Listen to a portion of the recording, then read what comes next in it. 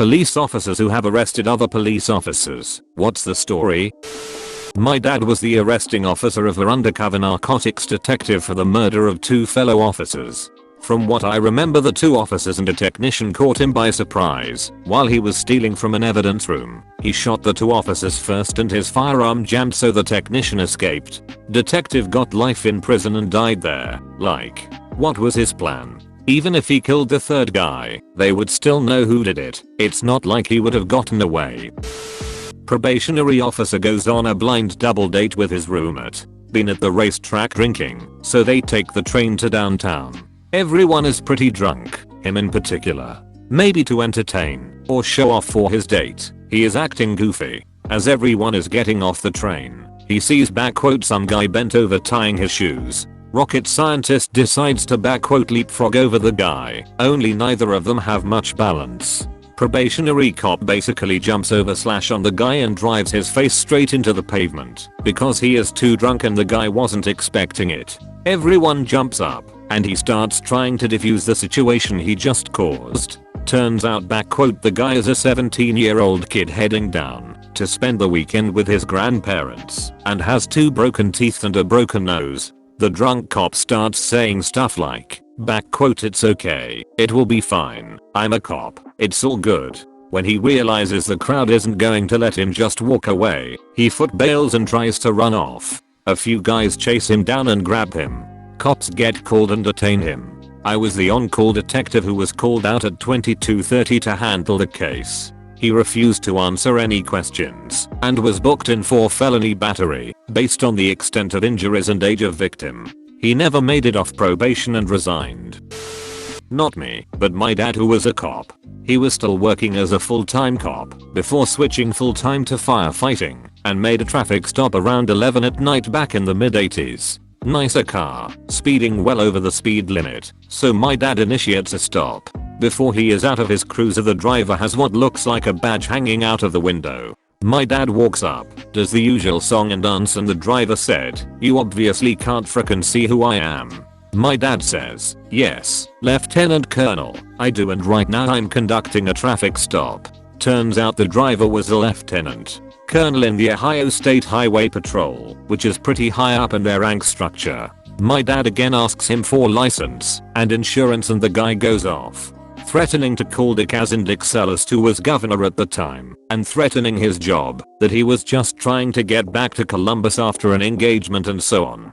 Eventually he calls for backup and has another officer there to witness what was going on. Eventually my dad writes him a ticket, and while still screaming, Mr. Pullingrank drives away. The next shift my dad gets called in by his assistant chief and is asked about the stop, and apparently the colonel of OSHP was calling him about it. In the end they had to bring in the other officer to write a statement of what went on, and in the end nothing came of it, except the ticket wasn't contested and paid. More cops need to enforce speed limits on each other. It really pisses me off when I see cop cars speeding past me with no lights on when it's clear they aren't going on a call. They're just driving. It's much less common where I'm now, Washington, than it was in the South, where I'm from. When I got my motorcycle license, the Leo teaching the safety course repeatedly bragged about getting pulled over a few times per year doing over 100 miles per hour. Here in California that's a felony, an offense that can get your license revoked for 1 year, and simply flashing his badge and telling whoever made the stop to go deal with the real bad guys. It was a cringe-filled weekend to say the least. I actually have had to arrest 3 separate members of the justice system this year.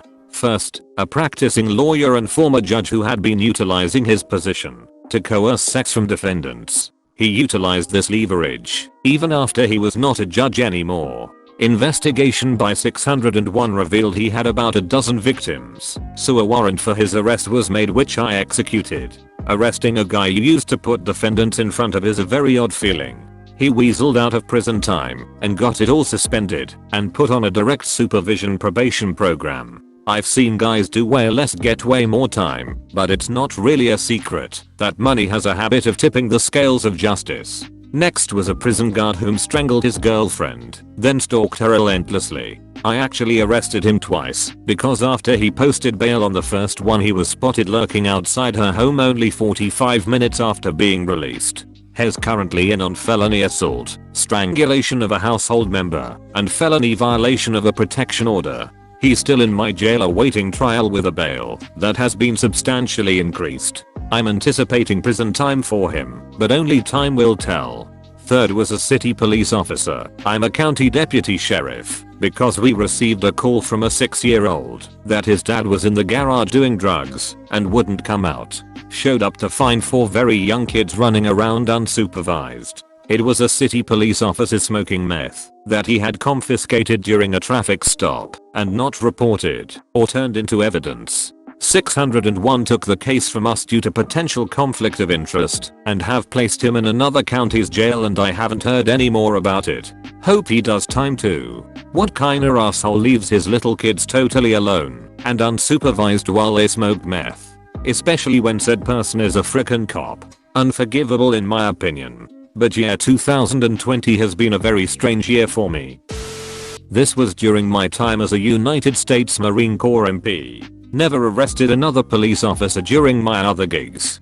Got a phone call from the guy's wife saying he was drunk and refusing to leave the house. Knocked on the front door, but found him crying on the porch about his wife leaving him because she wasn't happy anymore. She walked by the porch and motioned for me to come inside through the glass door. She proceeded to show me the red marks on her throat, the hole in the door that he punched through beside her head, and some other evidence that doesn't need to be disclosed. After asking him to come inside and get dressed, he refused to leave with me. I wasn't going to handcuff him in front of his kid, but he decided to take that moment to run from me. He was faster and got away for about 5 minutes before I found him walking through a playground a couple building over. Caught up to him. He punched me, but was taken into custody after a slight use of force. On the way to the station he tried to kick out a window in my cruiser and told me I was ruining his life. Ex-sheriff's deputy here. One night on shift I had the great misfortune to overhear on the radio that a small local chief of police, the whole department was only 3 people, was not answering a radio call. So my shift partner goes out to the call that they were trying to get him to go to, and I make my way to try and locate this chief of police. On my way to the police station thinking maybe he's just asleep on the couch, I see his squad car pulled off onto the side of the road, lights going. In that moment my heart sank. My first thought was, oh no, this dude just got killed on a traffic stop. As I'm walking up to the car in a hurry, I noticed that he slumped over. I reached into the open driver's window and grabbed his shoulder to try and put my fingers against his neck to feel if he has a pulse or if his skin is still warm, and generally check to see if he is in fact still alive. As I'm doing this, I notice a distinct and strong odor of alcohol as the chief of police wakes up, looks at me, puts the car in drive and pulls away. About that time another deputy pulls up behind my car and I put out my radio that the chief is driving off. The other deputy, forgetting that we all use a shared frequency, then comes over the radio and says hey, he should be easy to follow, his lights are on. The lights go off. Fast forward to several hours later, command staff is out at the police department, seizing the weapons and evidence that's stored within the department. This chief of police shows up with the mayor of the small town and submits himself to a breathalyzer. He barely passes. Fun fact, district attorneys do not like prosecuting chiefs of police, especially when politics are starting to get involved. Unrelated to that, I was let go about 2 weeks later for calling a suspect an asshole. Unprofessional conduct.